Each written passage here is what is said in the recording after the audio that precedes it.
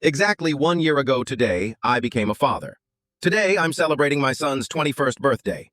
I'm 43 years old. I have a wife, Laura, and two kids, Caleb, 14, and Sophie, 11.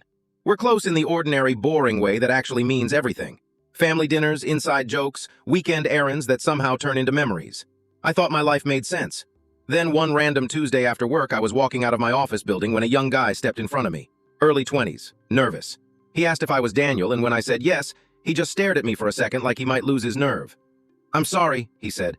"I know this is insane, but my name is Noah, and I think you're my dad."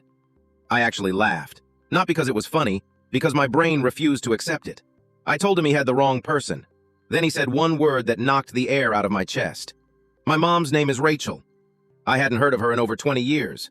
We sat down at a coffee shop nearby. I don't remember ordering. I barely remember breathing.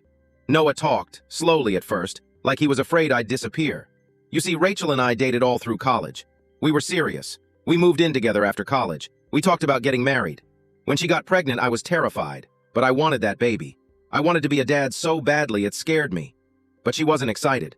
Rachel told me she wasn't ready, said she was too young and that she decided to get an abortion. I begged her to talk more, to think. But it was her body, her choice. And after that, we didn't survive as a couple. I mourned the relationship. I mourned a child I believed I'd never meet. I moved on, built a life, married Laura, had kids. I thought that chapter was closed. It wasn't. Noah grew up believing another man, Mark, was his father. Rachel had been seeing Mark at the same time she was seeing me. Mark was older, had a stable job, he owned a house. So she chose him to be the baby's father.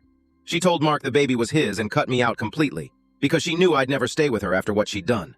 For 20 years, she let that lie stand. Noah only started questioning things recently. He didn't look like Mark or his side of the family, so he took a DNA test. When it came back negative, he showed Mark. That's when the truth finally cracked. Mark confronted Rachel. She admitted everything, that she'd lied to both of us, that she chose comfort over honesty, that she never planned to tell me I had a son. I was crying by the time Noah finished telling me, full-on, shaking, ugly crying. So was he. I missed his entire childhood, not because I walked away, but because someone decided I didn't deserve to know. Mark divorced Rachel shortly after, not because of Noah, but because his entire life had been built on a lie. Eventually, Mark and I talked.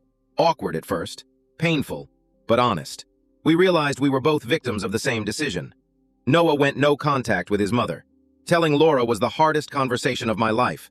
Then telling Caleb and Sophie. It took time, questions, lots of tears and late-night conversations. But today, 1 year after a stranger called me dad, we're all here. Laura, my kids, Mark, me. Just family, celebrating Noah's 21st birthday.